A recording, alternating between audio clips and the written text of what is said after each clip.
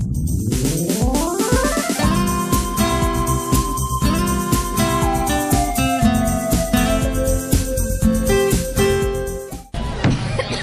like to call the meeting to order. Please stand for the Pledge of Allegiance. I pledge allegiance to the flag of the United States of America and to the republic for which it stands, one nation, under God, indivisible, with liberty and justice for all. Thank you. Welcome to Manalapan High School. Pursuant to the Open Public Meeting Act of Chapter 231, Public Laws of 1975, this meeting has been duly advertised in the Aspark Press issue of August 1st, 2012. All municipal clerks of the townships and boroughs within the Regional High School District have been duly notified, and requirements of the posting of notices have been met. Okay, we have minutes approval. Can we have a motion to approve the minutes? I'll motion. Second. Bill, Jen.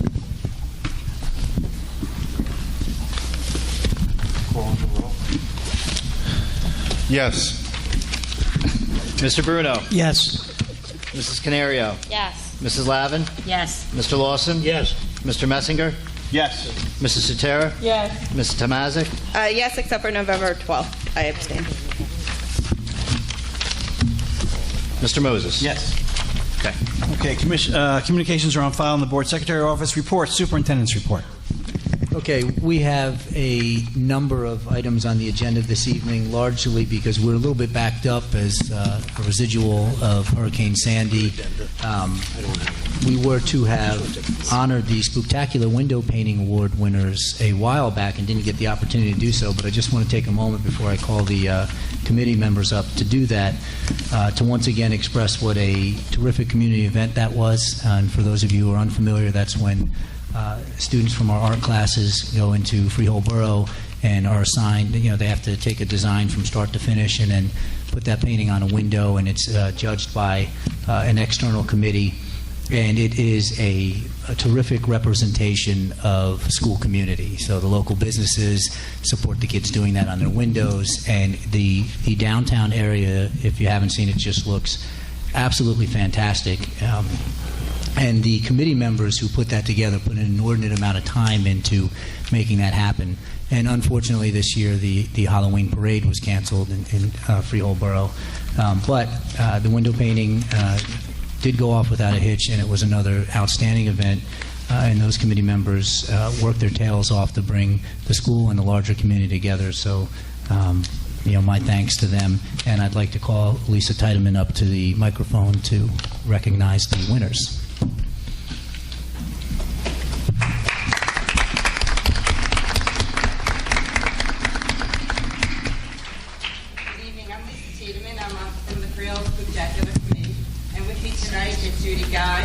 Cheryl Mott, and Rich Kane. Thank you, Superintendent Sampson, members of the Board of Education, Jay Robinson and Ed Piazza, and the art teachers from each of the districts for their support this year. Halloween Spectacular began in 1993 with an idea shared by Fred Sanders and Ed Brock. The focus was to bring Halloween spirit to Freehold Borough by staging a few events. A parade was planned and held that year, and Fred went to work resurrecting the tradition of window painting in the downtown area. Painting by Freehold High School students had originally started in the late 1940s and continued to move through the late 60s. Fred managed to get the students downtown again, and the tradition was reborn. The all-volunteer committee has grown to include 20-plus members, and the events that occur during the month of October have also increased. We begin each season by decorating the downtown area with corn stalks and bows, followed by the window painting, haunted hay rides, a scarecrow contest, house decorating contest, and a jack-o'-lantern night. The season culminates with a costume contest and parade that rivals the Memorial Day Parade. It has become the largest parade in western Monmouth County, which includes all 6 Freehold Regional High School District bands. But unfortunately, due to Sandy, the parade has to be canceled this year. We are proud to say that all our events are free, and that's thanks to the support of our many sponsors. For many years, Barbara Kane has taken the task as chairperson of window painting and has passed on her wisdom, secrets, and organizational skills to me with the help of committee members Judy Guy, Cheryl Mott, Barbara Kane, family members, close friends, and the staff of Brill Regional High School District. I will succeed in continuing this wonderful tradition. Thank you to each of the participants for sharing your amazing artistic abilities. The artistic talent of these young students gave the judges a difficult decision to make. And the winners are, for third place, the face painted on the Freehold Spirit Shop at 22 Throckmorton Street and was done by Brill Township High School students Ryan Jackson and Daniel Avens.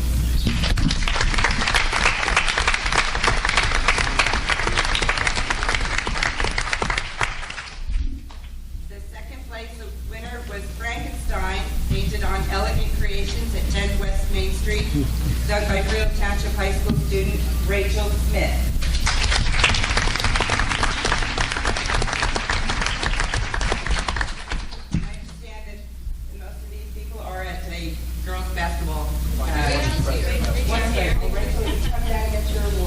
Congratulations.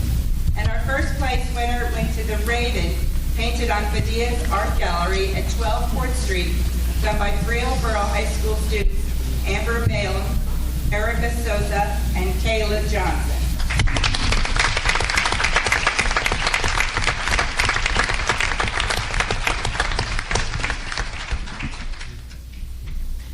Thank you very much. Thank you for letting your students participate. Thank you. And just a moment to thank all of the students who participated. It is an awful lot of work to even be selected to partake in the competition. And thank you to the art teachers who give of their time to bring those works to life. If you have an opportunity next year, walk the streets while the kids are painting. The energy is absolutely terrific. So we also have our Student Recognition Awards this evening, and each and every time we do this every season, and each and every time we do it, I either get killed for going alpha order first or alpha order back. So I am going to go completely randomly this evening. So we'll start with Freehold Township High School this evening.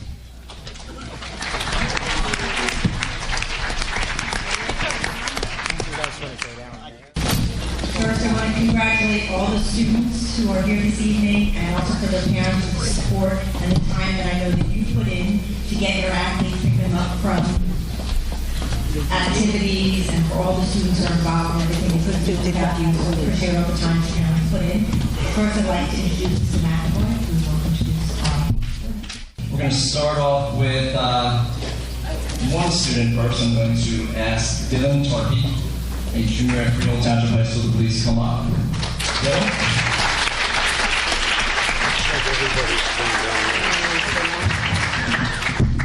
Dylan tonight is receiving recognition as the Central Jersey Group 4 champion for cross country, second year in a row. But also, he is the first team All-Shore from the Asbury Park Press, first team All-State for Star Ledger. You want to stay here for a little bit, you have some more. According to the Star Ledger, he is the County Runner of the Year. Third at the Meet of Champions, Monmouth County Champion, third at the Shore Conference. He has the course record at Freehold Township, the course record at Homedale, and the course record at the Ocean County Park. And I always ask him, what's his mile time, and what is it? 4:16. So congratulations to him.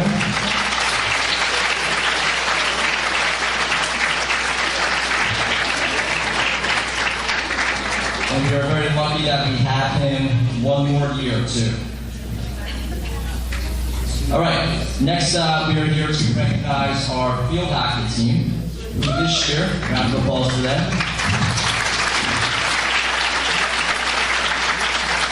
We won A North and the Central Jersey Group 4 championship for the second year in a row. This team, round of applause.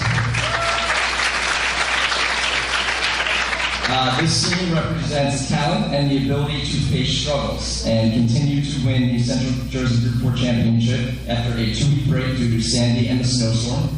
I can remember calling Coach English and telling her not to expect practice for a while post-Sandy, and her response was, obviously, we will deal with this. And then I can remember calling English and telling her to expect to be away during the first round of the tournament because we have 13 inches of snow on the field, and her response was, obviously, we will deal with this. This team faces adversity and deals with it well. A wacky fall season ended with a second Central Jersey Group 4 state championship and another trip to Eastern High School, our favorite place to go, where this year we did play extremely well, better than last year, even though we did lose 11-0. The scores, it doesn't matter. We played a lot better, and during halftime we were actually only down 4-0, which last year, at the end of the first half, we were down about 9-0, so this was an improvement. As unsportsmanlike was it for Eastern to play Oops, I Did It Again after all of their goals, we can now use that song for the title as for the team's second straight Central Jersey Group 4 championship. To introduce the team members, I would like to introduce Coach Christina Nunez and Coach Tara Gardner, so please come up to introduce the girls. And Coach Beth English is sick today, so she is not here.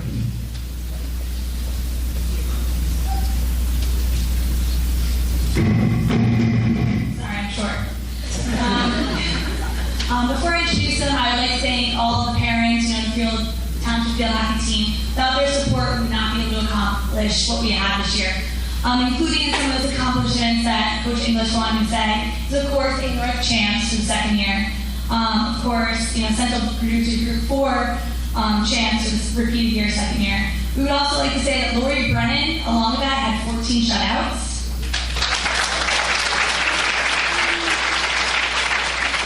We had 10 different girls score throughout the season, as well as we outscored our opponent 61-5 in our first 19 games.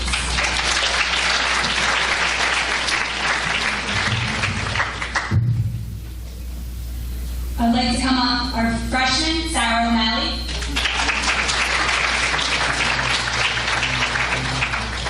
Our sophomore and goalie, Megan Callahan.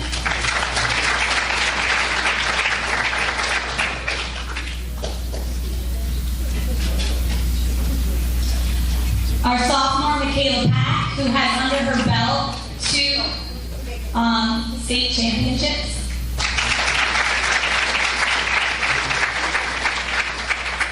Junior, Abigail Billings. Our goalie, Lori Brennan.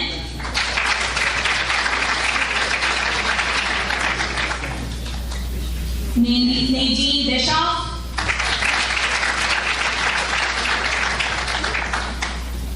Ashley Hobbs. Diana Pusello. Megan Little.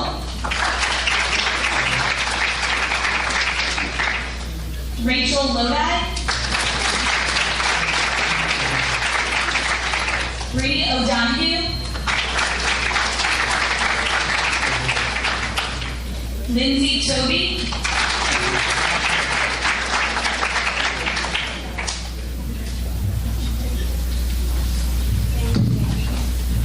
Mandy D'Amico, our senior.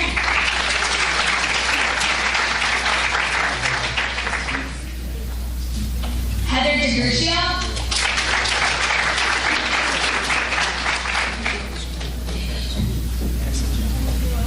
One of our captains, Danielle Halliger.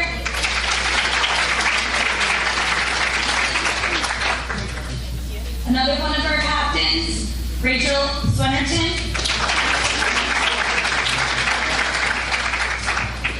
And our last senior and our speaking captain, I would like to say that she made first team All-Shore. She's also achieved 3 A North titles in her 4 years at Field Township, 3 Central Jersey Group titles in her 4 years at Township, and she will continue her career playing field hockey at Virginia Commonwealth at VCU, and that is Sydney, VC.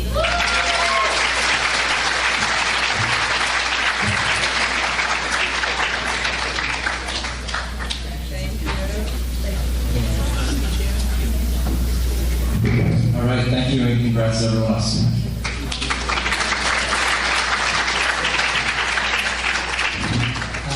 like to call up administrative representation from Marlboro High School.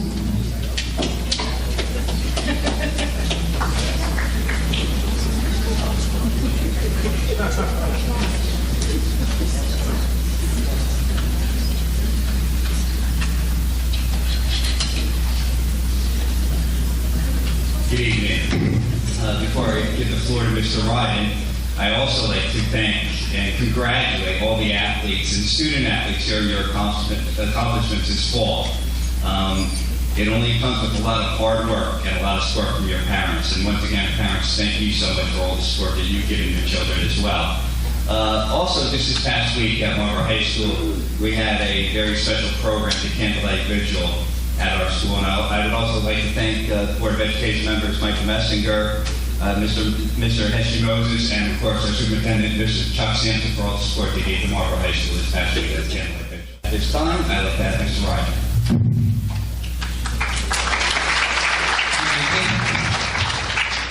This fall, we're going to be recognizing 3 of our students at Marlboro. The first 2 are actually not here, and I'll explain why in a second. The first is Matthew Liu. Matthew is a violinist, and he made the All-Eastern Orchestra. He's not here right now because he's actually at the Count Basie Theater. He's playing in a Christmas performance on Friday. So this is actually his 3rd time making All-Eastern.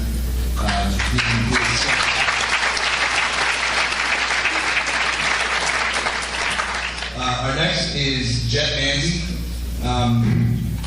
If you've ever watched a girls' volleyball game, Jet epitomizes what a girls' volleyball player is. She is the New Jersey's Player of the Year. She's got a 75% scholarship to Lafayette College to play volleyball next year, the first female ever to get a scholarship at Lafayette for volleyball. She led our team to a 28-5 record. This year we lost in the state finals, the short conference finals to Southern Regional, and we lost in the sectional semifinals to Cherokee High School. But Jet, when you watch Jet play, even as a freshman, she commanded the court. She was like a kind of coach out there. She's going to be very missed, Jet Nancy. And she is actually studying now, is in a course now to become a volleyball official. So that's where she's at right now. Thanks, Jet Nancy. And finally, Amar Latvia, who actually is here.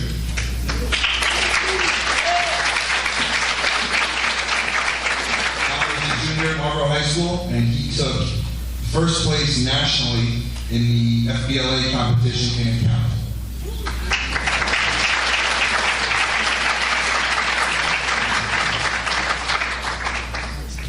Thank you very much. Happy holidays.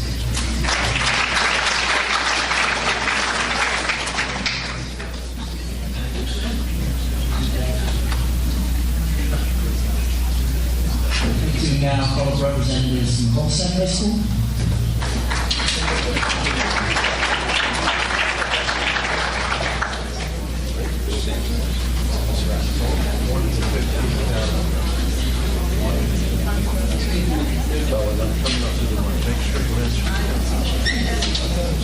Good evening, everyone. Congratulations to all the students getting recognized for their wonderful work, either on the athletic fields or in the classroom. We have a lot to be proud of.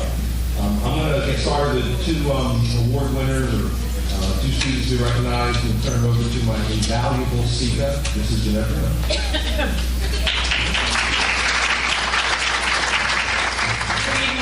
I also would like to congratulate everyone in the room, parents and students alike. I'd like to first introduce you to a senior from Colson High School, Ms. Courtney Gadea.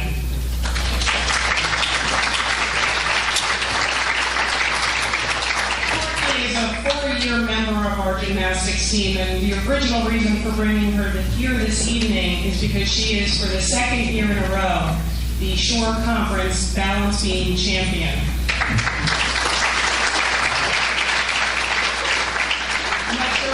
But I can barely walk and chew gum, but this young lady on a very fine piece of equipment can make you drop your chin. Courtney Didia scored a 9.65 and won the short conference title, but what's more amazing is that she currently holds for this current year, 2012-13, she holds the highest score on beam for the entire state for the entire season, so congratulations.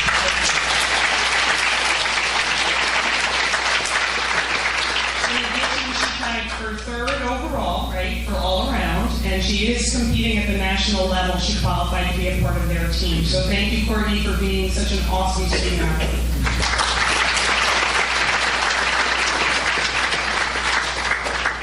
The next individual I'd like to bring up is an ROTC cadet at Colts Neck High School. He's also a member of our baseball team, but that's not the reason why he's here this evening. Mr. Matthew Kleinstein, would you please come forward?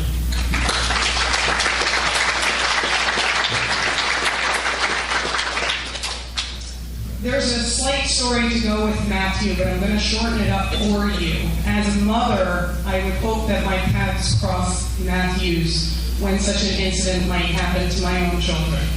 I was informed by a mother of Colts Neck student athlete that during the summertime, on a very hot summer day, you can remember how hot and humid those days can be, there was a game up in Flemington where Matt and a teammate were actually playing. And they had both stopped, ironically, and unknowing of each other at a local Wawa to get something to drink. The other young man's mom had leaned over because his words started to slur and he wasn't speaking properly. The mother was a little concerned and figured, let me get him some Gatorade, he'll be fine. Went into the Wawa, saw Matt in the Wawa and said, hey Matt, have you seen my son? And Matt said, no, I haven't seen him. Matt proceeded to help the mom find her son, who happened to never enter Wawa. He was actually out of the car, leaning up against the car, continuing to slur words and losing consciousness. Matt aided the mom in the next 15 minutes to getting the young man in a seat of the car, get the paramedics called, stop him from choking on his own blood as it came out of his mouth, and as he continued to suffer a seizure, Matthew saved his life.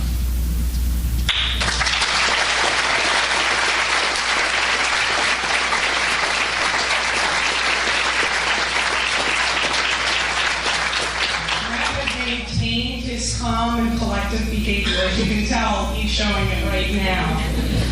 And the young man he aided is about 6'1" and 200 pounds, clearly a very large individual. And the mother had absolutely no ability to handle it. And Matt remained calm, collected, and aided in the health issues. What happened was the young man was hit by a baseball at batting 5 days earlier. So it wasn't even related to something that happened that particular day.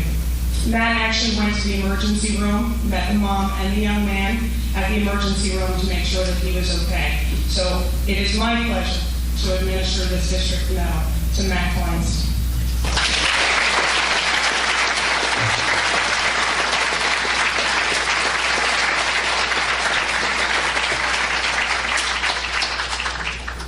Thank you, Mrs. Bruno. Before I give the last two awards to our students, a little background. Nationwide last year, there were over 1.6 million students nationwide who took SATs.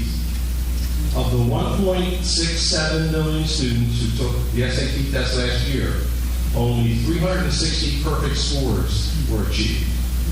Nationwide, 360 students earned perfect scores.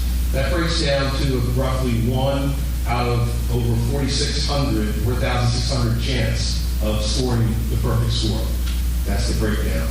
So obviously, for a school to have a student to achieve a perfect score on the SAT test is phenomenal. Colts Neck has too. So let me start by bringing up Mr. Chris Thurston.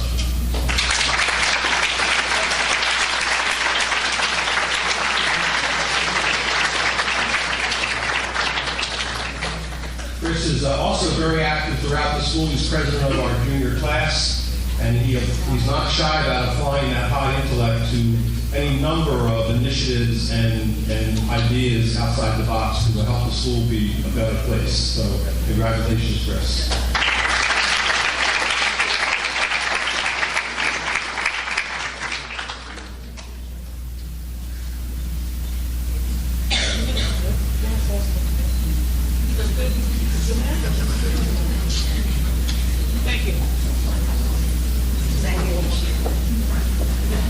The second student to achieve a perfect score, Mr. Oko Mukunda.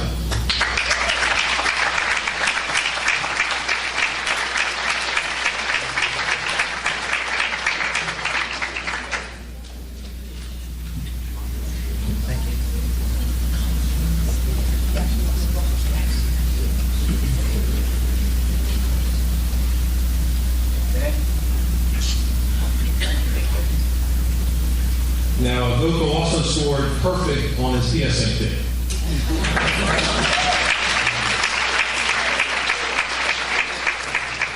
What's also remarkable is they're both juniors. It's the first time they took it. If I could be so bold as to give each young man a little bit of advice, don't take it again. Thank you, everybody.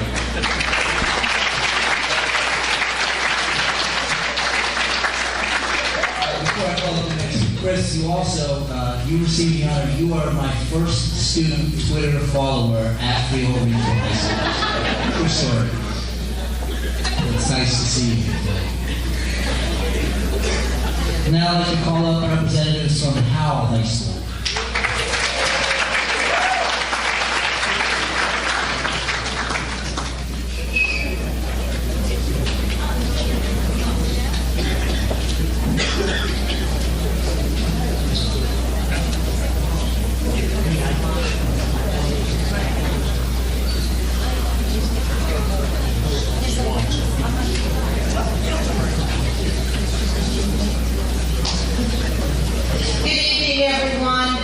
Congratulations, and to those two young men. We have some girls who congratulations, that is quite an accomplishment. There's someone else who deserves a medal tonight, who's not on the program, and that is Mr. Peter Bruno. This is his last award ceremony officially as a SECA. So congratulations to Mr. Peter Bruno.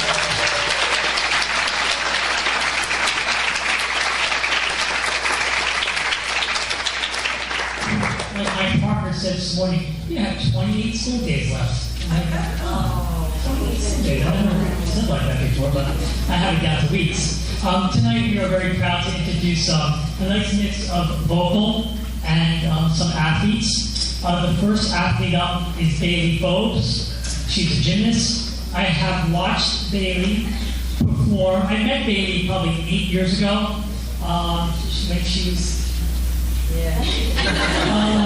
Her brother was an outstanding wrestler, and her sister was also an all-state performer in gymnastics. So the folks used to say to me, "You're going to have her someday," you know. And somebody told me that 8 years ago. They're like, "Okay, that day will come." And here it is. And Bailey, I've watched her perform. I've watched her up her gymnastic skills. She's definitely an overachiever. She worked really hard. And sometimes I call this sport the triathlon, but it's 4 events of high school sports. It's 4 different events, and they're very different. And I see the young lady from Colton smiling. They are so different. And Bailey won the state title this past season in the vaults, and she scored 9.75. She also won the Shore Conference Championship in the same event. And what a way for an athlete to finish their senior year. She worked so hard, just like all the gymnasts and all the athletes do. But I watched her progression, and not from the 5-year-old that I met, but I watched her progression as an athlete. And we congratulate her tonight with the district medal for gymnastics. She's looking at Rutgers University. She's looking at New Hampshire, and she's looking at Temple as some of her schools. And she's also the Shore Conference champion in the bowl. Congratulations.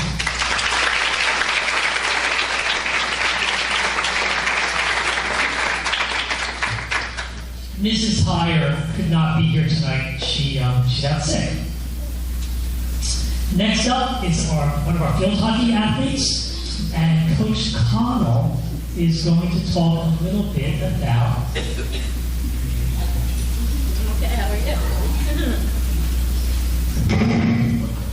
I'm sure it like you did. Hi everybody, my name is Alyssa Connell. I am the varsity field hockey coach at Owl. I have one award winner tonight. She is a phenomenal field hockey player. By far, the best, the most skilled field hockey player that I've had the privilege of coaching in the last 6 years. She is receiving an award tonight. This is her second year in a row being recognized for the first team all-shore in field hockey, and her name is Maria Madsen.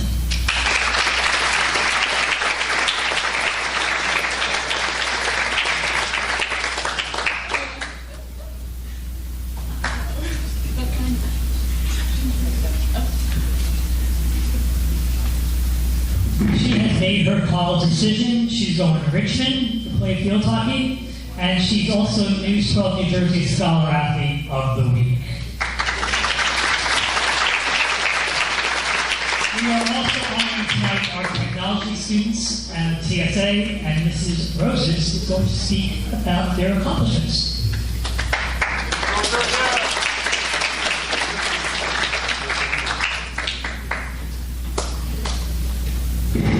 Hello, everyone. I love standing up here every year. Last June 21st to the 25th, a group of my students qualified for the National TSA Conference. 4,500 students, some of the brightest in the country in technology, competed at the Opulent Hotel. And we did rather well, so I'm going to tell you a little bit about this. First of all, we've had a number of top 10 in the nation, and not just nation anymore, because we have countries other than the U.S. that competes, such as Turkey, Germany, Scotland. Who else was there this year? So we actually placed 6th place in desktop publishing animation, and these are schools that students that have gone on to college, their own college now. But I want to tell you a little bit about the Tech Quiz Bowl. Okay, it's one of those things, kind of like Jeopardy. Howell did so well, we placed 5th in the nation. And to put it in perspective, the high-tech high came in 7th. So we beat them, which is very nice. Okay, now the 2 students that I'm bringing in front of you today, I'd like to tell you a little something about. Peter, can you come forward, please?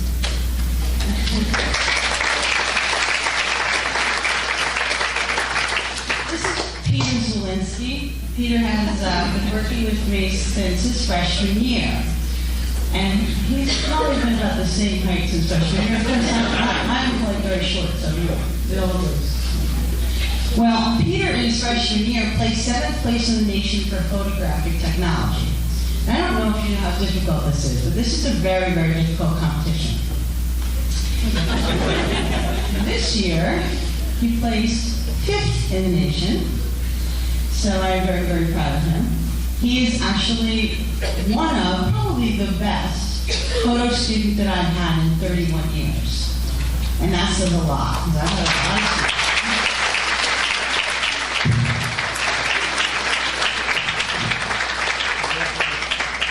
Peter, we're hoping is going to be going to Cooper Union. That's where we're hoping to get to this year. And hopefully 1st place in the nation this year would be nice. The other student I would like to tell you about as well is a student that has his class. He has gone to become quite a leader in TSA. He was elected to the State Governance Board. He's the State TSA Treasurer for this year. Last summer, I had the opportunity of working with him for an entire week at the College of New Jersey in the Pre-Engineering Academy that I run in the summer. And he put on one heck of a magic show. You should have seen the Down the Great Magic Show. However, he also earned an award called the Full National Achievement Award. Now, out of New Jersey, okay, there were about a dozen students in the entire state that earned this every year. Last year, 3 out of the 12 came from Howell High School.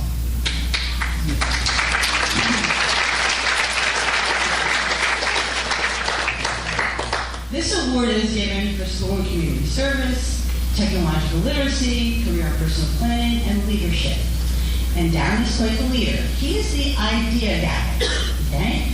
At the last TSA state conference, we had a leadership conference, Darren was instrumental in coming up with some wonderful ideas. And let me put this one in perspective for you. How many of you have ever looked at YouTube? Raise your hand. The individual, Chad Hurley, who invented YouTube, was a Pennsylvania TSA student who did it as a project in TSA. So that's where I think Darren's be heading this year. So congratulations.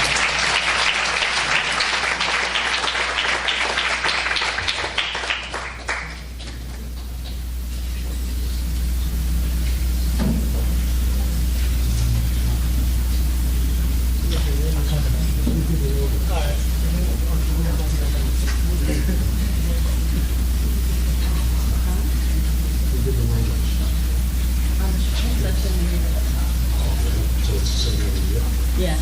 Now it's new.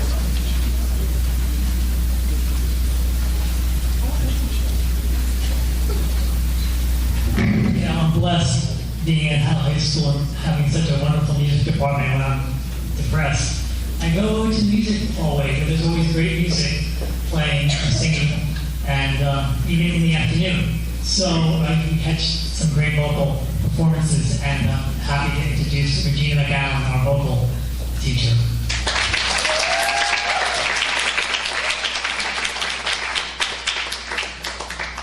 Mr. Bruno, I know I speak for all the students. We're going to miss you so much. You're such a great supporter of us, and thank you for everything you've done for us over the years. We're very appreciative of all your efforts.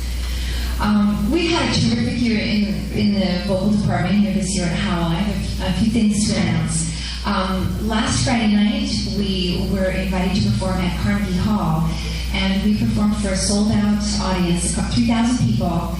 And we performed with Kate Winslet, who was the host of the evening, and we sang with Sarah McLachlan, and there are a few other artists, Lorena McKinnon, Haley Westenra, Andrea Kaur of the Chorus. Some really big name artists were there. And there was a fundraiser for the Golden Hat Foundation, which is Kate Winslet's personal autism foundation that she has. So that was a tremendous honor, and many of these students did perform, and it was a terrific experience. So that was a lot of fun for us.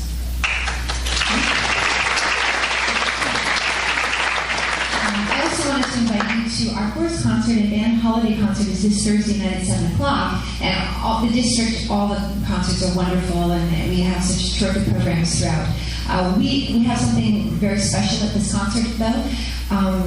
The high school students last year commissioned a new work by a composer called Eric Whitacre. Eric Whitacre would be considered a walking Beethoven of today. He is going to go down in the history books as probably the greatest composer of this century, of this early part of the century.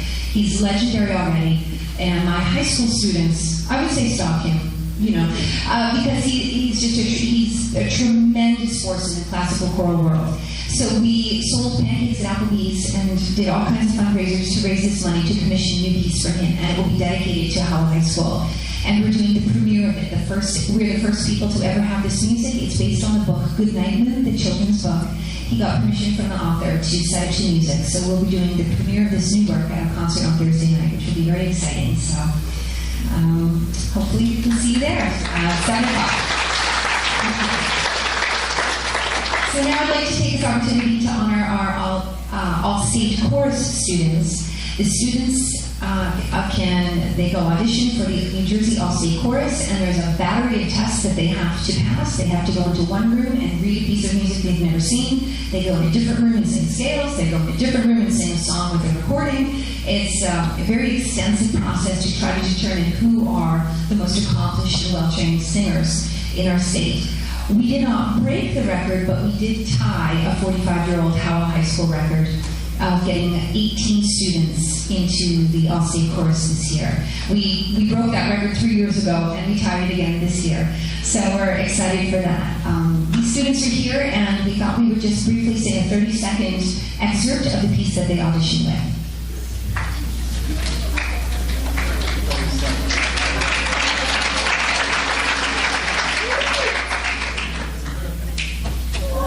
And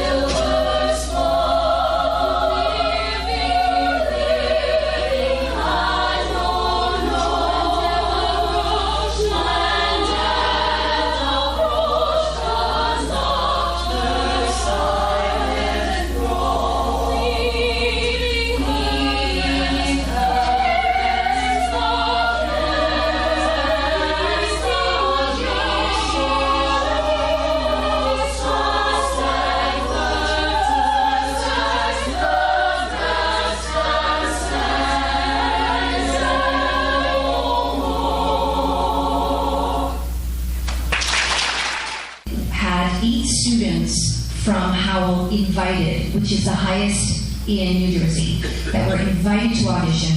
And out of those 8, 4 were selected, which is the second highest in the state of New Jersey. So we're very excited. They'll be performing in the spring in Connecticut at the Music Educators Eastern National Conference. And it's, again, a Howell High School record, and we're very proud of them. So I will introduce, I'll start with those people. The people attending All Eastern and All State this year are Jenna Najar, Kelsey Seaman, Megan Smith, and Lauren Weber.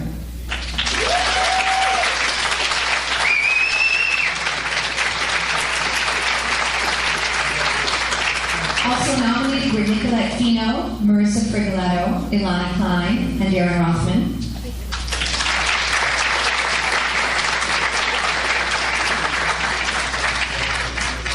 And members of All-State Chorus for this year, Sarah Bajor, Taylor Feldman, Sydney Hymanson, Kate Leonard, Gabby Russo, Sam Saya, Samantha Scow, Danielle Yucht, Dave Rodriguez, and Christopher Tigliano.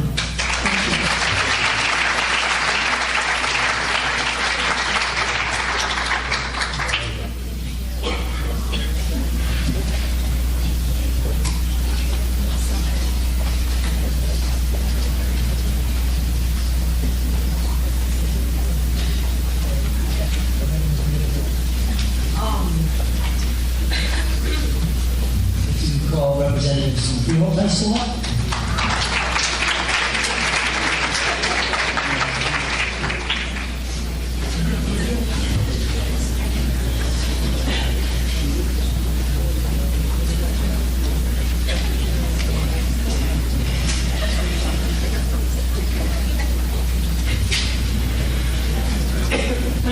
Good evening, everyone. And before I turn the mic over to Ms. Esther Orsica and introduce our coaches, members of our gymnastics team, Mr. McCoy made reference to the challenges that all the fall athletes had with Superstorm Sandy and the snow. And we all are very aware of that. It's fresh in our mind. But at Freehold Borough, our challenge started on July 28th with the supercell that came through.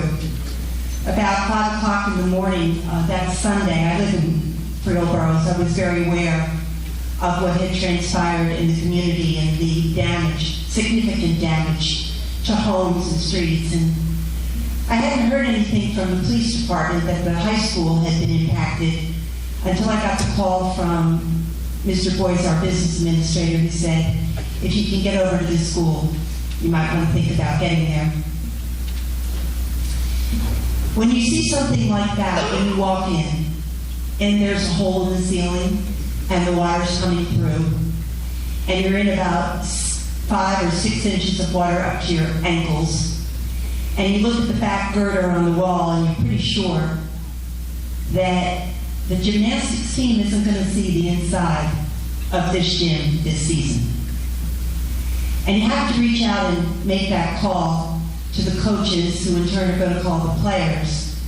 And a part of you says, this really is awful, especially for the seniors, because they're not going to have a place to call home.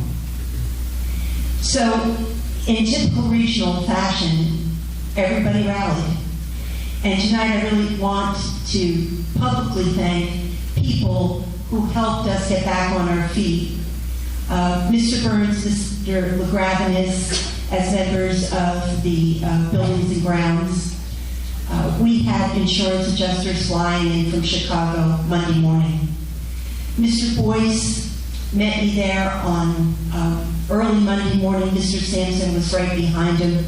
Mr. Moses, who lives in the area, was there, conveying also the support from the members of the Board of Education. But in particular, I want to thank the staff of Colts Neck. There wasn't a moment's hesitation for them to say, we'll work this out. Ms. Acevedo and Ms. Bruno communicated what that schedule would look like.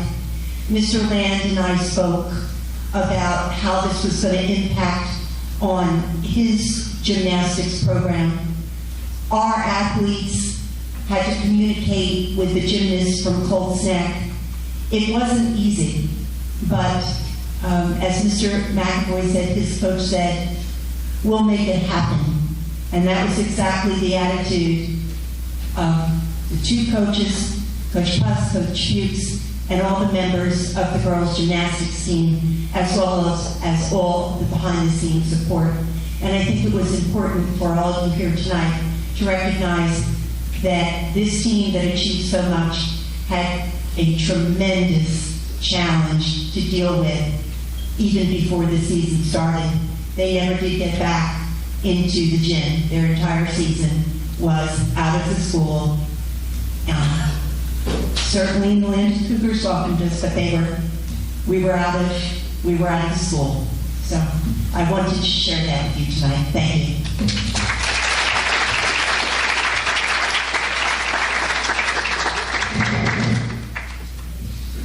Good evening. I'd like to congratulate all of the award recipients, your parents, as well as the coaches who work so hard day in and day out, dedicating themselves to extracurricular activities that is so important in the second half of the day. I'd also like to recognize and thank the board for recognizing the accomplishments of all the recipients. This fall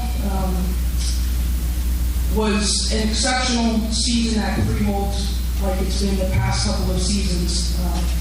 It's kind of fitting on the 40th anniversary of Title IX that we have a female principal, a female athletic director, recognizing so many females here tonight, and especially our females program this fall. They followed suit as they've had the past couple of years with back-to-back division titles in girls soccer, field hockey, and gymnastics. But tonight we're here to recognize our gymnastics team who dealt with a lot of adversity, like Mrs. Jewell said, and with the two coaches, Coach Puzz, Coach Fuchs, leading the way, these athletes and their parents were able to sacrifice so much to be able to, again, three-peat as shore conference tournament champions and three-peat as state sectional champions. Not only were these great accomplishments, but also the team was recognized as the sectional state team of the year.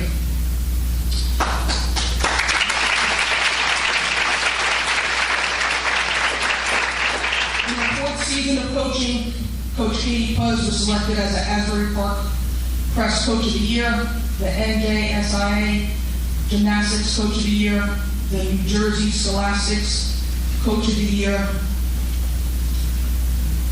It is my pleasure to introduce and congratulate Coach Katie Puzz and Coach Lindsay Fuchs on an outstanding accomplishment, and especially the three-peat gymnastics short conference tournament champions.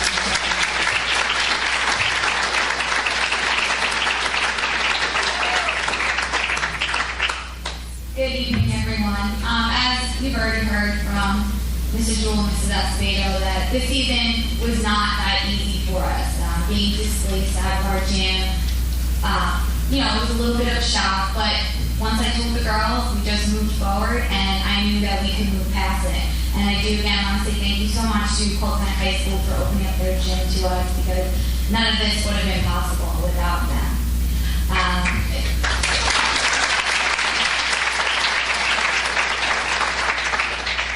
Again, with all of our success, it has been an exceptional year with, especially for our seniors that are leading us. They've been a very special part of this program. This is my fourth year as the head coach, so they've kind of been with me from day one. And they will be leaving this year and leaving behind so many accomplishments, but most importantly, 3 consecutive North championships, short conference championship, 3 state sectional championships, and last year, the overall New Jersey state championship team.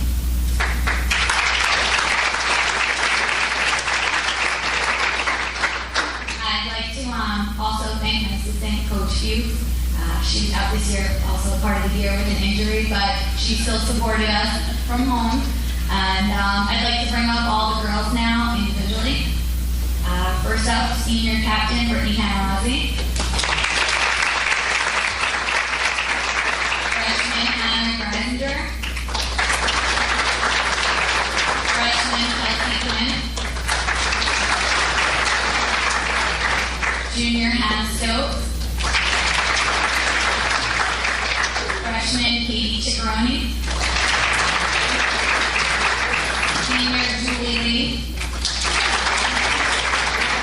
Junior Cindy Baru. Junior Maria Cusinelli. Senior Shannon Sibor. Junior Samantha Loftus. Senior Amanda Del Quaglio. Freshman Aaron Godball.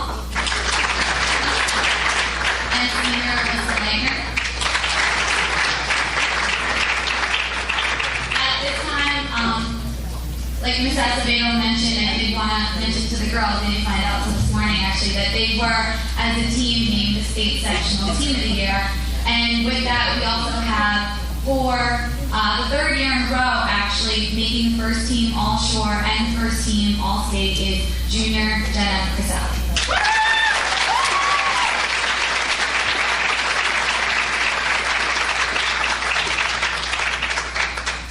And one more person I'd just like to recognize who could not be here tonight. That's one of our senior captains, Jennifer King.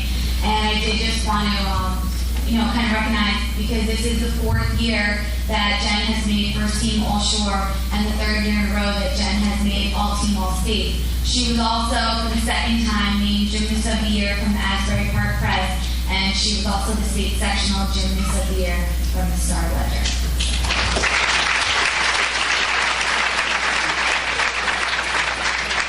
Congratulations to all the other winners, and thank you again for all the support from the family, friends. It was really nice seeing the Board of Ed members at short conference, at state sectional, and to our administrators at the state championship. Thank you.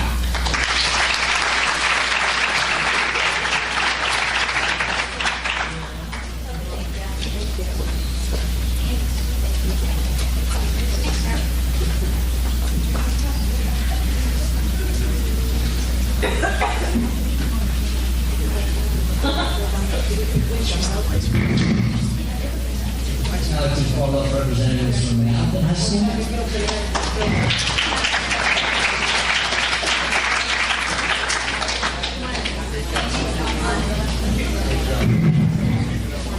I'd like to thank everyone for coming out tonight. Manhattan High School is honored to be hosting the board meeting and the district's medal presentation. As noted by everyone that's been up here, we've certainly had an eventful fall. With that said, I want to mention just a couple of athletic and academic accolades real quick. We've had a whole bunch of teams make the states: girls soccer, girls field hockey, men and women's lacrosse, cross country. Lacrosse is in the spring, got it. And girls tennis. But all that kind of culminated this past weekend. The football team got a chance to play at Whitacre Stadium in the state championships. And although we did come up short, that was an amazing experience for everyone involved, from the football players on the field to the cheerleaders on the sidelines, and the band playing at halftime was a phenomenal experience. The other thing I have to mention that's occurred over the past month is our Learning Center, the Science and Engineering program.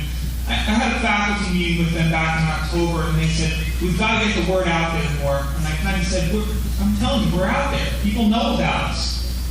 And it was kind of a case to be careful what you wish for, because I turned around, and one day Edison High School was calling and said, hey, we heard you got a really good program coming in down there. Can we go check it out for a day? And I said, sure. And we set it up, and they toured, and the principal looked at me midway through the tour, and he said, can I take these students home with me? I didn't allow him to take any students home, but I thought that would be wrong. So we kept them here. And literally, we're in that meeting, and I get an email from Mr. Sampson, and he says, he shoots me a quick email and says, Wall wants to come visit next week, your Learning Center. And I said, okay, we're good, we'll make it happen. And all the teachers were extremely cooperative, and we pushed our program, and we showed them what science, technology, engineering, and mathematics can be. An exemplar program is really what we showcased. With that, I'm going to hand the microphone over to Mr. Ricky, who will go over some individual accolades.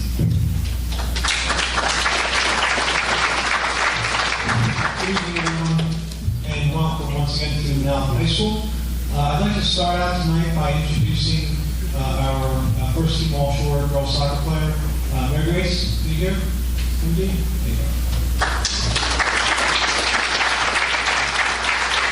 Mary Grace has been a 3-year starter on the girls soccer team. This year as a forward, she led the team in scoring with 12 goals and 6 assists. Her coach describes her as lightning fast, possessing tremendous foot skills. MG is also a loyal and dedicated individual who strives to succeed in everything that she does. Mary Grace Armstrong.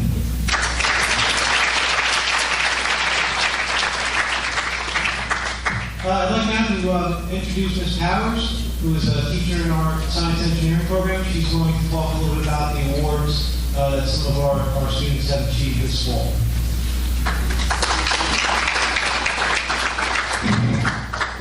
Good evening. Thank you, Mr. Sampson, Mr. Moses, and the Board of Education, and Mr. Angelosi for being such a big supporter of the science and engineering program. I've been a teacher in this program for the past 6 years, and every year I'm astounded by the accomplishments of the students in our program and at our Learning Center.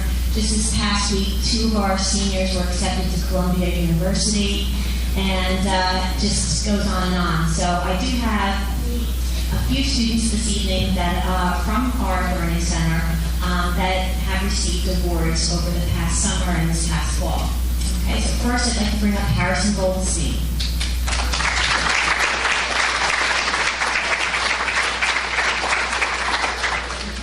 Harry was selected for the 25th Annual Junior State of America, which is JSA, the Montezuma Leadership Summit in Los Gatos, California this past summer. The summit was held at the Presentation Center in Los Gatos, which used to be the Montezuma School for Boys, where the Junior State of America was founded. Harry was one of 7 students selected from the Mid-Atlantic States region to attend this conference based on his leadership potential and interest in JSA. At the conference, students learned about the school and the founder of JSA, Professor Ernest Rogers. Students discussed leadership in JSA and in the world and attended workshops aimed to develop leadership skills over a 4-day summit. So congratulations, Harry. That's a great award.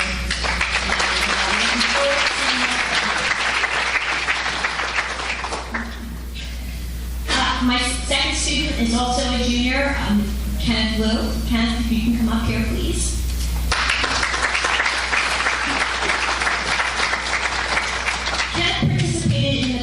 University math competition, known as QMAC, in which she was one member of an 8-person team. The competition was held on November 17th at Princeton University. The first part of the competition was a proof-based power round released a week prior to the competition date. At the competition, students first took 2 subject tests of their choice: algebra, geometry, number theory, or combinatorics. No idea. Okay.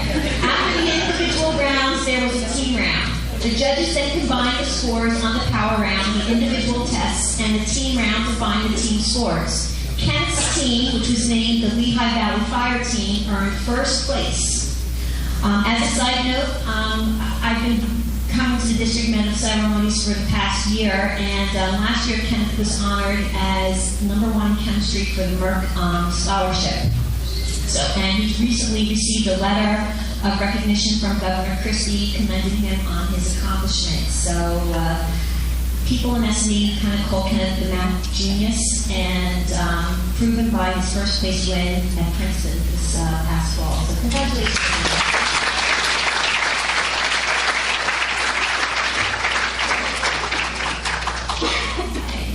Our third student that we're going to recognize this evening is a freshman in our science and engineering program, Abhimanyu Chowdhury. Abhi attended the Fall State Junior State of America competition, the JSA Fall State competition, which was held in November in Woodbridge at the Renaissance Hotel. His debate topic was whether the United States should restore relations with Cuba in all aspects, including economics and tourism. Abhi argued the pro side, stating that America should restore relations, and based on his superlatives, preparedness, his arguments, his incredible speaking ability, It won him Best Speaker in his division. So congratulations.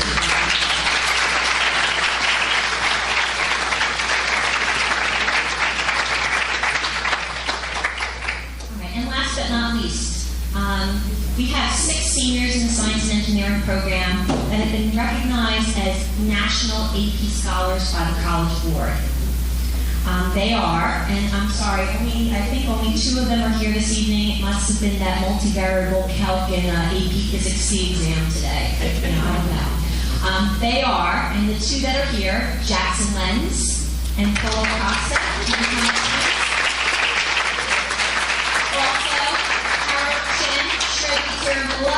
Alan Lee, and James Zhang were also recognized. Now, the College Board Advanced Placement Program offers several AP scholarship awards to recognize high school students who have demonstrated college-level achievement through AP scores and exams.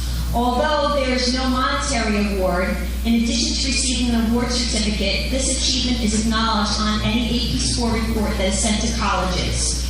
National AP Scholar is granted to students in the United States who receive an average score of at least 4 on all AP exams taken and scores of 4 or higher on 8 or more of these exams.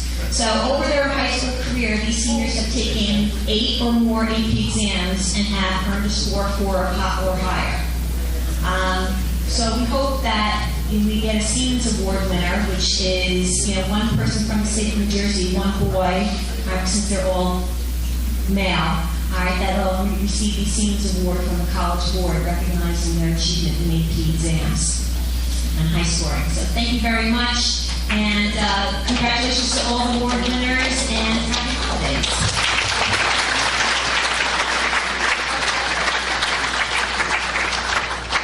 Thank you very much, Ms. Powers. And last but certainly not least, I'd like to call up Ms. Reeves, who's going to introduce our FCCLA award.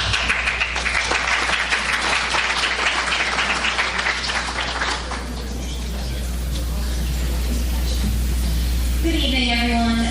As Mr. Ricky said, I'm the FCCLA advisor for both Mountain High School and Coltsnet High School.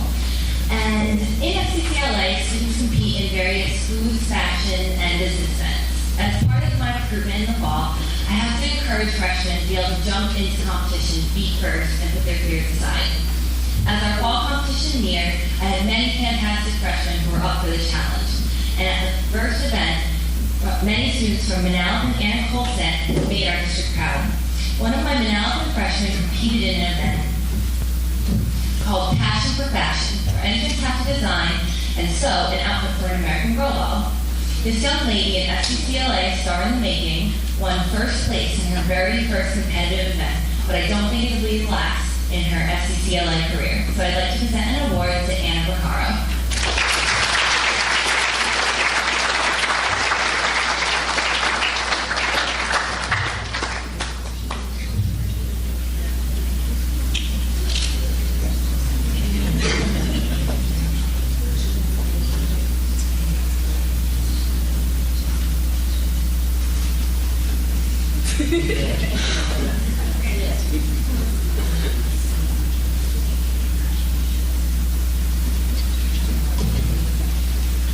Thank you very much, Mr. Reeves. That's all we have from now. I'd just like to thank everybody and enjoy the rest of your time here at high school.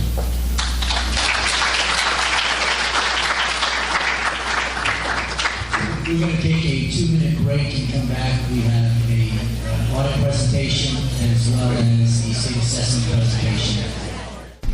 So before I introduce the auditors, I'd just like to say, I'd like to take a moment to thank our entire business department for their work. For those of you who don't know the process, on an annual basis, school districts undergo an extensive audit. It is an elaborate process where representatives from the audit firm are in district for a number of days, all day, very late. The preparation for an audit is extensive. It's a lot of work on the business department. And so to give you some sort of scope before the presentation, we operate in general area of about $190 million budget.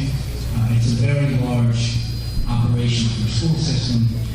And we have not just a clean bill of health year in and year out, but an exemplary report on our audit with minimal, if any, comments on action items that need to be improved. That's a testament to Mr. Boyce, Mr. Farrar, and the business department, Simon, and all the folks that work in that department work very, very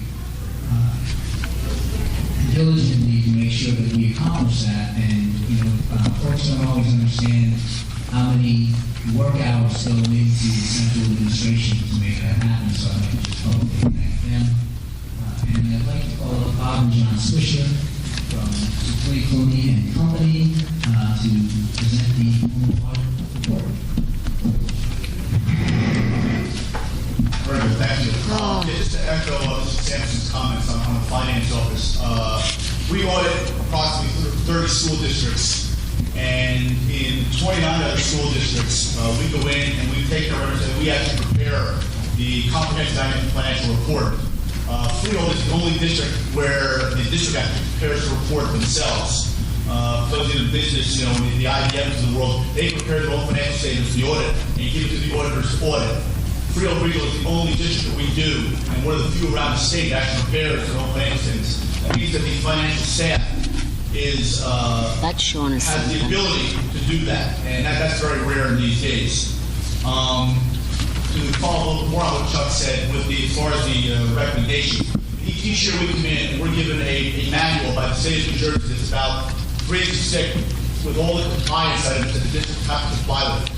And we spend weeks auditing, trying to find little things wrong here or there. And if we find anything that's non-compliant to the report, that's even our auditor's management report. This year we had one recommendation. You'll have a corrective action plan on that later, I assume, in the meeting. One recommendation we had was that detailed analysis of the balance in the payroll agency account be reconciled to the amount of deposit on a monthly basis. The district has a payroll agency account to keep track of all the deductions, the garnishments, the pensions, and all that. And it's supposed to be a detailed analysis of that. That was not prepared on a monthly basis, but I'm sure going forward it will be. Overall, the district is in a good financial position. We'll be able to put monies away for capital reserve and maintenance reserves. There'll be enough money, hopefully, for the budget going forward. The district's done a good job in preparing for budgets more than 1 year at a time. Instead of worrying about just next year, Sean and his staff and the board in general, keep in mind 2, 3, and 4 years down the road. Not using too much in 1 year to leave yourself short in a year following. If there's any questions anybody has about the capital and that report, I'd be glad to answer those. This is actually just a general question because basically and this is all auditors and all entities, right? The entity pays the auditor. And how can you address your independence? Or any auditor if we were a sewer authority and there was an auditor, because you would think, well, the auditor gets paid by the person they're auditing. Maybe they want to get their contract renewed. They'll go easy on whatever entity they're auditing. We have standards, okay? To do the audit for the school district, you have to be a CPA. You can't be just a public accountant. And those standards require us to comply with certain ethical standards. We undergo peer reviews. We have other auditors who look at our records and how we go about doing our work to make sure that we're not doing things like that. I mean, certainly there's not 100% you can avoid that. But you would like to think that the board looks at the auditors at the report, and if they don't feel they're getting the service that they deserve, they're going to hire another auditor. But I think going easy, there's a certain amount of compliance you have to apply with. There's a checklist you follow through, and if it's not there, you're going to know there's problems there. Okay. Anything else? Bob, I just thanks again your professional staff that you send out to the district for those few weeks. They do a nice job. They represent your firm well. Just a couple words on the financial status of the district. The audit is really a snapshot in time at the end of any given fiscal year. And as we develop our budget for our next fiscal year, we're where we need to be, but just understand there are things that are coming into focus now that all school districts and municipalities are keeping an eye on. There's some discussion at the federal level. You may have heard the term fiscal cliff or sequestration. So there is some uncertainty at the federal level, and I think that'll be ultimately resolved, but the impact on the states is yet to be seen. So we really don't know the matter of degree. I'm sure there will be some impact felt, but again, the matter of degree is to be determined. The other thing that I think is putting pressure on the state's budget is Hurricane Sandy. Okay, so there's some impact there, and there's going to be some FEMA aid associated with that, and there's certainly personal insurance, some other things, but the state of New Jersey is going to have a piece of that. And I think depending on how we do down in Washington with getting our share of FEMA aid will drive that. So from a state's perspective, and remember, a significant portion of our operating budget is state aid from the state. So as pressures push on them, business administrators are watching very closely to see how exactly that's going to impact us in the form of state aid. So as we move into the new calendar year here and we begin to have more discussions on budget with the Board of Education, we'll see how some of those things come into focus. But those are just some of the things on the horizon to keep in the back of your mind. Again, gentlemen, thank you for your professional team you sent in, and thank you to Mr. Ferreira and the rest of the staff at the business office for their work as well. Thanks. Thank you.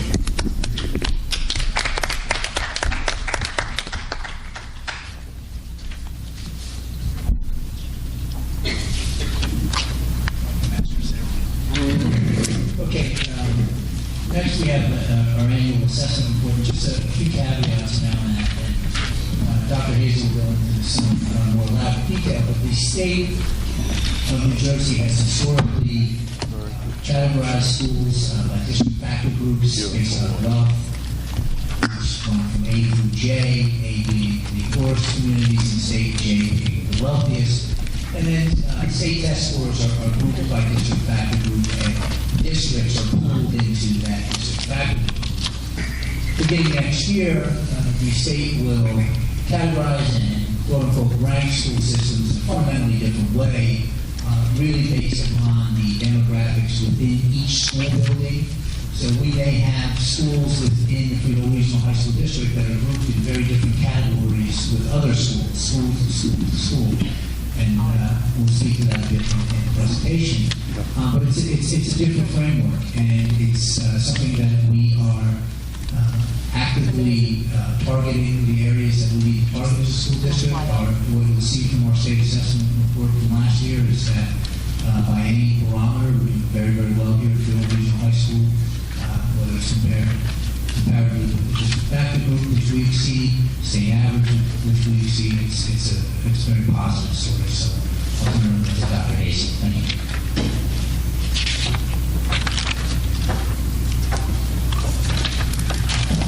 Good evening. Each of the board members should have a packet as a statement. This evening's presentation, we're going to outline the Freehold Regional High School District HSDA results for 2012, as well as provide an overview of the new accountability system that the state is now using.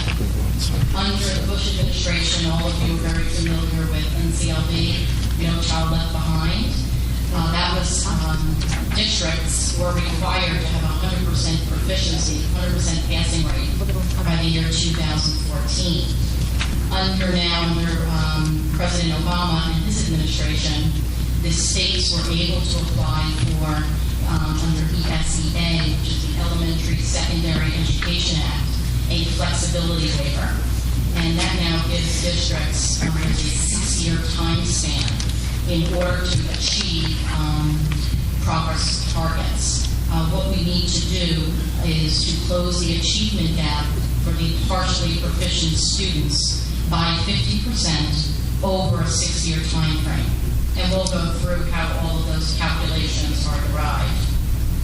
So again, it's our district results, our school profiles, and the progress target indicators. Let's see.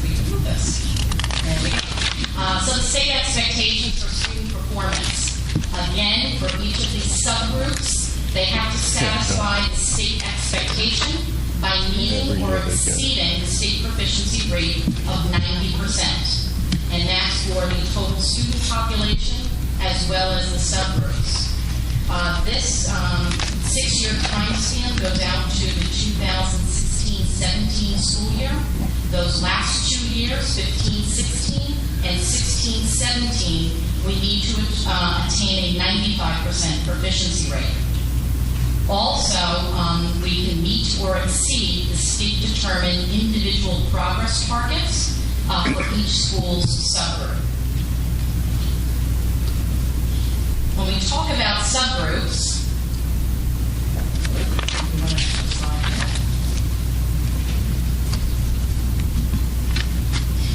there are various categories that the state looks at all of our student populations. Again, we look at all students as a grouping: white, black, Hispanic, American Indian, Asian, students with 2 or more races, students with disabilities, limited English proficient, and economically disadvantaged. Our limited English proficient students are students that are part of our ESL programs, and they are at Holtzneck High School. With the new formula that the state is using, there are some conditions that are applied to this new accountability system by the State Department. And again, there are separate progress targets for each of our subgroups. And again, this assessment, the high school proficiency assessment, is in language arts and in mathematics. It's a 3-day test that's administered for 11th graders for the first time in their junior year. There's a March administration. And then students do have another opportunity, if they were not successful during the first administration, to again retest in October and then March of their senior year. So they have 3 opportunities to take the state assessment. Again, the annual progress targets are set in 6 equal increments. This time span starts with baseline data from the 10-11 school year and goes out to year 16-17. Again, reducing the partially proficient students by 50% over 6 years. The state also has a nifty formula that they use, the confidence interval. And that is a formula that is calculated for the total groups as well as the subgroups as an additional criterion for meeting progress targets. And again, that formula is calculated for all groups. And when we go into each school-specific results, we can show you some areas where that formula was applied and where we met the criteria through the CI. Also, for our subgroups, again, in order for a group to be assessed by the State Department, we do need a student group size of at least 30. So if there's a subgroup that has fewer than 30 students, that group is what we call suppressed. And again, at each test administration, a group could be suppressed 1 year, and then again, we can have an N size of 30 or more in a subsequent year. So the annual progress targets that we need to attain each year, again, just to refresh, is 90%, and then the last 2 years on the 6-year continuum, the state is looking for a 95% proficiency rate, or to meet certain benchmarks each year. So we'll talk a little bit about how the formula is arrived at, the calculation, how the state derives the annual progress targets. So again, the ultimate goal is to have 100% passing. So if you have 40% of your students in a particular subgroup passing the HSDA, you need to grow that group by 60% to achieve the 100%. The state is requiring you to close the achievement gap for the partially proficient by 50%. So we cut that in half, and we have to grow by 30% over a 6-year period. Divide that by your 6 years. Each year you need to attain a 5% increase with your student subgroups. So again, in this example, here we have 40% proficiency. Again, we need to close the achievement gap by half. So by the end of the 6 6-year cycle, we need to be at a 70% passing rate for the particular subgroup. Now to the exciting part with our district results, and as Mr. Sampson alluded to, again, this is our total student population. For our district in language arts, we had a 97.7 passing rate, and in mathematics, 90%. We are in the GH district factor grouping, and again, those are the DFG's passing results, and as well as the state. So you can see Freehold Regional High School District exceeded the DFG as well as the state percentages in both language arts and mathematics. So we are very, very proud of those results and those accomplishments.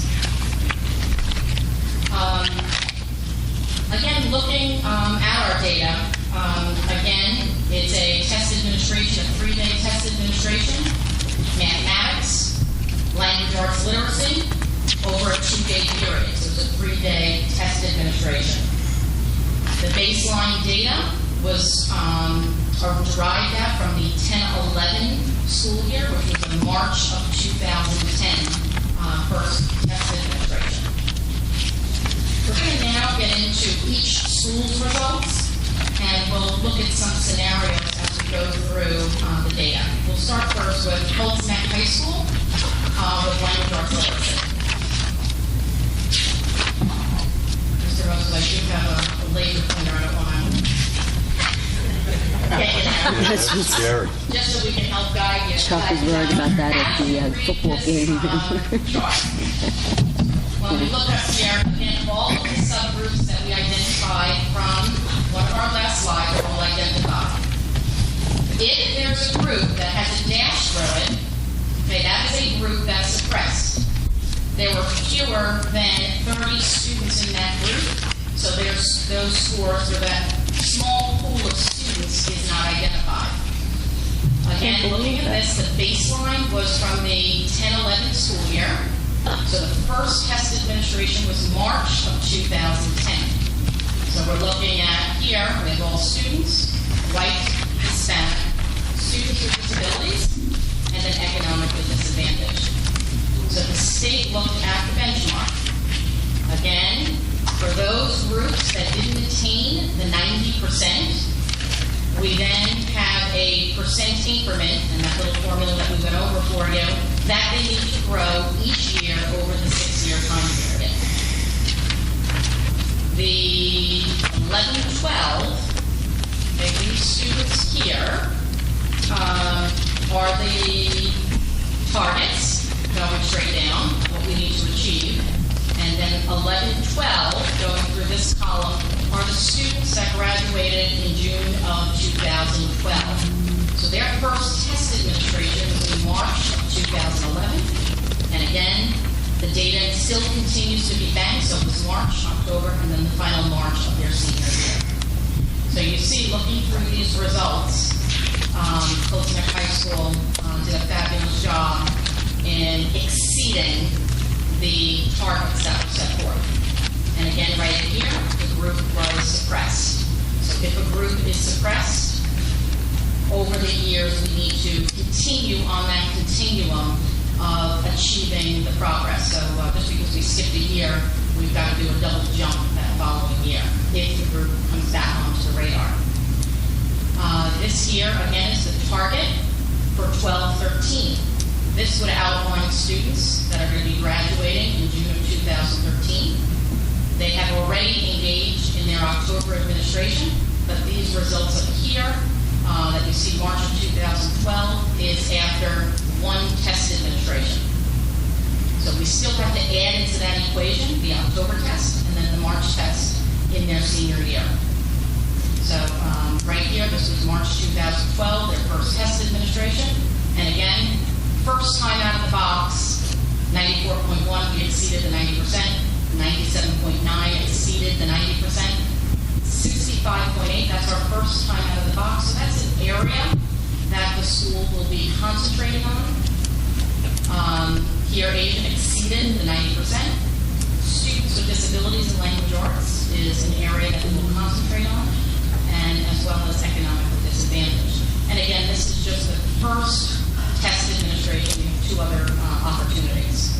And again, the last four columns represent the targets going out to 16-17. You have all of the actual percentages in your packet, but I just want to bring up some scenarios as you go through it.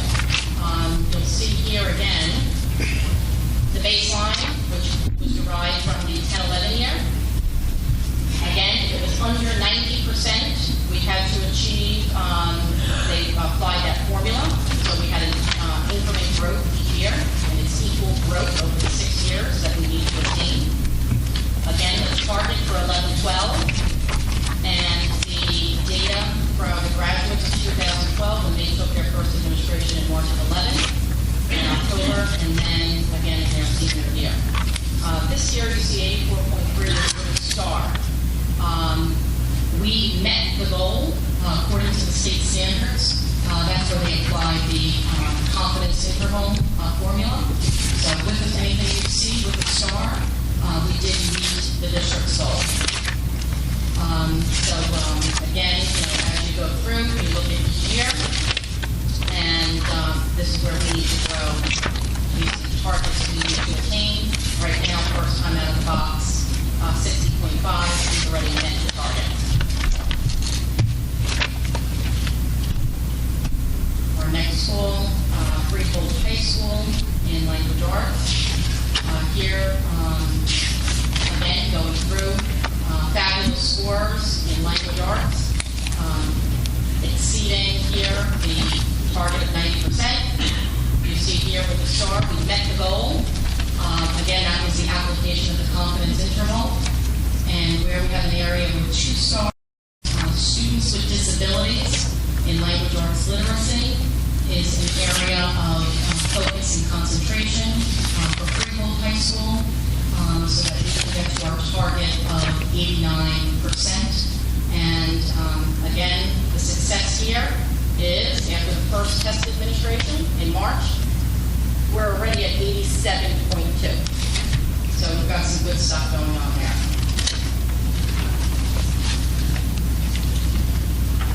Freehold, our data for mathematics. Again, the 1 star was applying a confidence interval where we met all of our goals. This entire slide here, with the data that we are presenting on, we met all of our goals. And Freehold Township. Freehold Township, again, you get more comfortable as you go through this. Again, exceeding our target of 90%. Great results. And again, just after the first test administration, we're doing exceptionally well. And we have an area of concentration and focus with our special needs students. But again, look at this tremendous growth right here with our special ed 93.7, where we're supposed to achieve a target of 88.7. I don't know how they do it. So very nice results. Language arts doing very, very strong and academic. In mathematics, area of concentration, students with disabilities, working on action plans for the March of 2010. And again, here, targets of 90. Again, Is this test just given in New Jersey or other states? And here are actual numbers for our tests, actual performance. Howard High School, language arts. Again, targets of 90, fabulous results. Actual performance, 99.6, 99.4, 100. Students with disabilities, 97.4. Wow, we're pretty good over All there. of our target rates. And the first test administration, we're right there, exceeding expectations. You have a big mixture. And here we'll come in, and I'm sure we will capture meeting our goals. Surprised it's that The way. final 2 test administrations. It's probably because of humanities. And Alton High School, Bonnie Day. Howell Math, excuse me. That's what Our I would say. targets here are identified. Baselines are here. And actual performance already, meeting or exceeding the 90. Right from here, the star. We have met the state's goal with the application of the confidence interval, like we explained. And, first-time test administration, our results are right here. And again, all the targets for the years to come as we finish the 6-year cycle. And Alvin High School.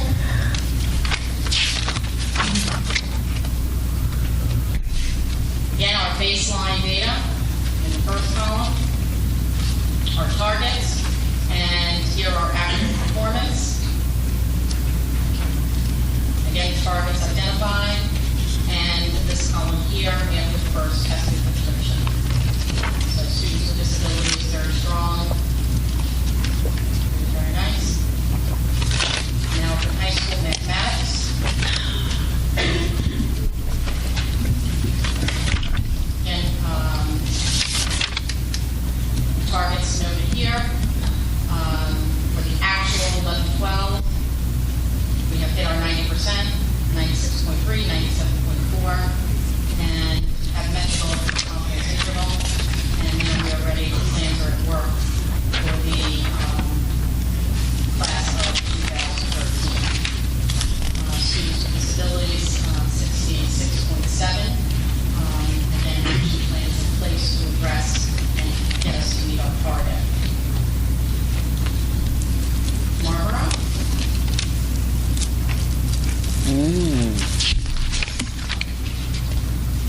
Language arts. Baseline data all the way to the left. Again, targets are 90%. Last 2 years on the continual 95%. And 99.4, 99.2, 100%. Students with disabilities. I think as a board we can recall some of the working on action plans at Marlboro High School.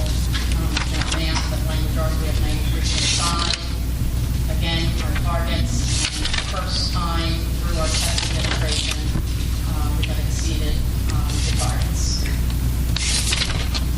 Why is everybody 95? In mathematics, area of concentration, the high school was in mathematics. And we could see here our actual performance is 65.2, we met the target. And here we are well on our way for the class of 2015 to meet that target also. And here we've exceeded the state targets, but very proud of the accomplishments of Marlboro High School and the math department for those goals that were met when we were concentrating so far on our school plans.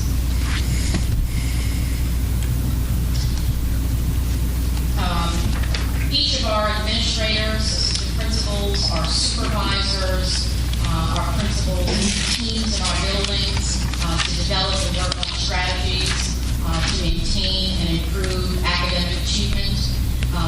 We have a varied number of programs in our district.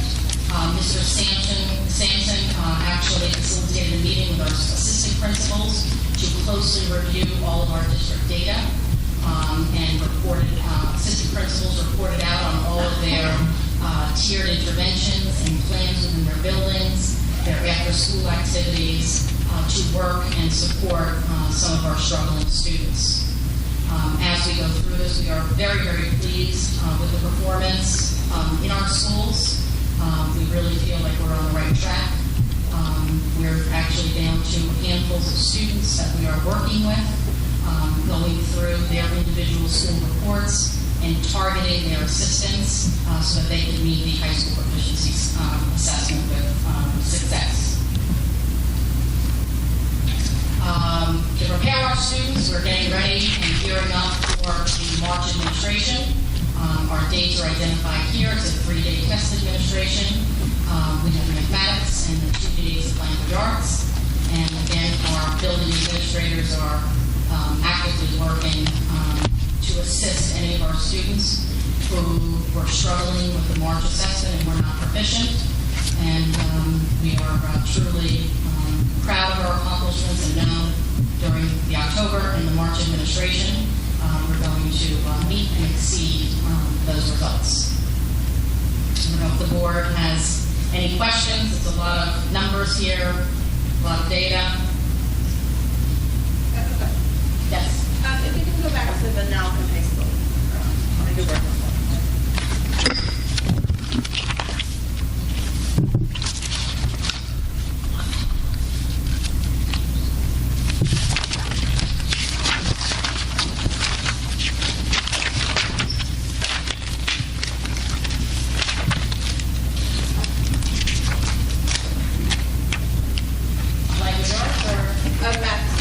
So in Manalapan High School in 2010-2011, we didn't have a large enough population of economically disadvantaged students to report the data, and we didn't either in 2011-2012.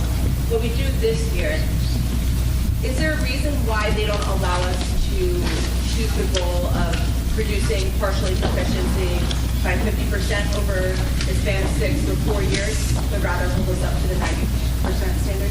Yeah, so the way our charts came from the State Department, they were still identified with the 90%. But all that we are reading, they are going to recalibrate that also. And that's a new subgroup that came onto the radar. The baseline will be the 76.7. So again, it will be, I don't think we'll need to get to the 90. We're going to, again, apply that formula.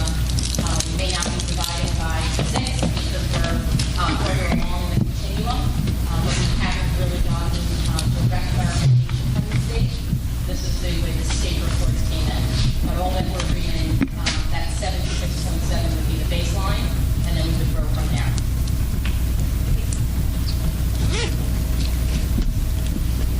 Thank you, Dr. Hazel. Excellent work. Thank you for your report, Dr. Hazel. Thank you for simplifying that, because the just as an aside, there are a lot of unknowns. The state hasn't really been clear on what's going to happen with the HESPA and the implementation of park assessment and how that is all going to factor in to how schools are categorized and sorted by test scores. That, a lot of unanswered questions from the state. So what we have before us are just those progress targets that we are aware of, and we're actively working to make sure that we mitigate any gaps in the district. Okay, next up we have board reports.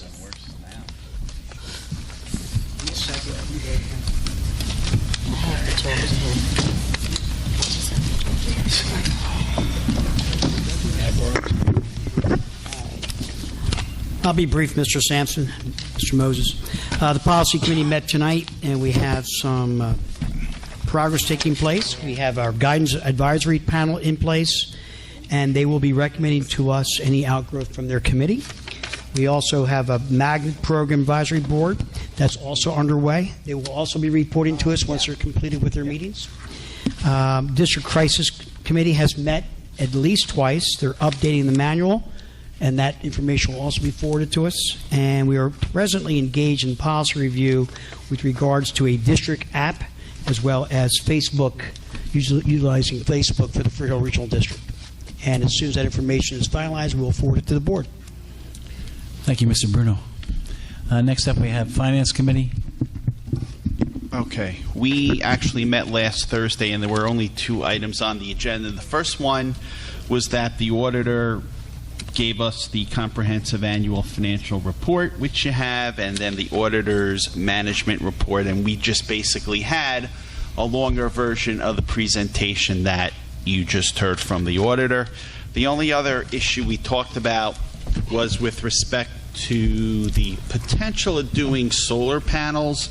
So we spoke to an architect, and this architect basically went over the standards of what would be in an RFP for the potential installation of solar panels, and that was basically it. And he just talked about some of the logistic issues a high school would face when potentially installing solar panels. And the other thing that transpired from the last time we went through the solar panel issue is that now the Board of Public Utilities needs to approve the RFP. And then, theoretically, if you were to go out and decide you're going to do this, before the business administrator would come to the board to get full approval, the BPU would review that too. So that was it. There was 2 topics on the agenda. Okay. Before we leave the Finance Committee, I wanted to make a statement about the Freehold Regional High School District.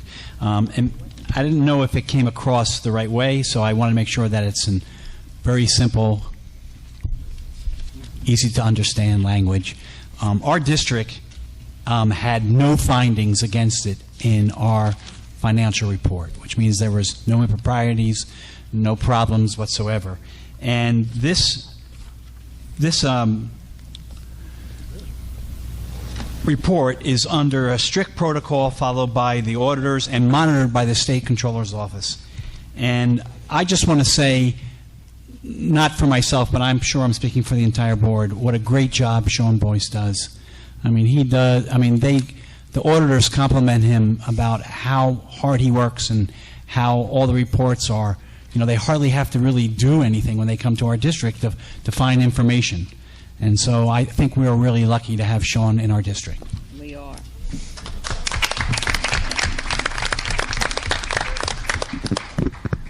Okay, next up we have public participation. Now, amazing as it may seem, no one has signed up. So I will only do this one time. Is there anyone who didn't sign up who would like to say anything? Incredible. Thank you. Okay, that brings us. Just on the agenda, there's an addendum that's on the back table if you didn't get a chance to do that, and one change on the original agenda. On page 4, the resignation date for Kevin McManus has been changed to December 11th, 2012. That's the only change, Mr. President. Okay, thank you, Mr. Boyce. I want to remind the board that. Oh.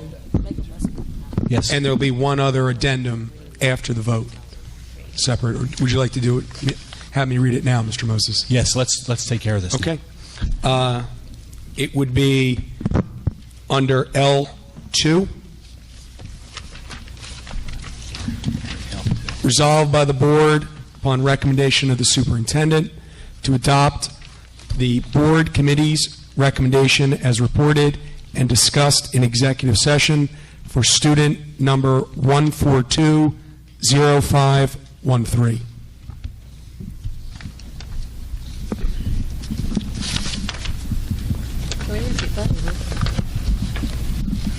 Okay. Would you like me to repeat that? I'm sorry. Resolved by the Board of Education upon recommendation of the superintendent to adopt the board committee's recommendation as reported and discussed in executive session for student number 1420513. Thank you. Okay, that brings us to the agenda, which is H1 to L2 now. And don't forget, we have the yellow sheet with the addendum for H1 through H4. Mr. Boyce, can we have a motion to take the agenda in one shot? Motion. Can we have a motion to? Motion. Second. Thank you. Mary Ann and Bill seconded. Okay. Discussion. Incredible. Seeing none. Mr. Asatola? Yes. Mr. Bruno? Yes. Mrs. Canario? Yes. Mrs. Lavin? Yes. Mr. Lawson? Yes.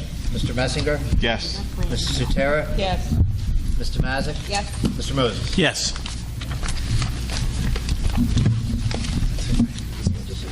Okay. Old business. New business. No business. Okay. Can we have a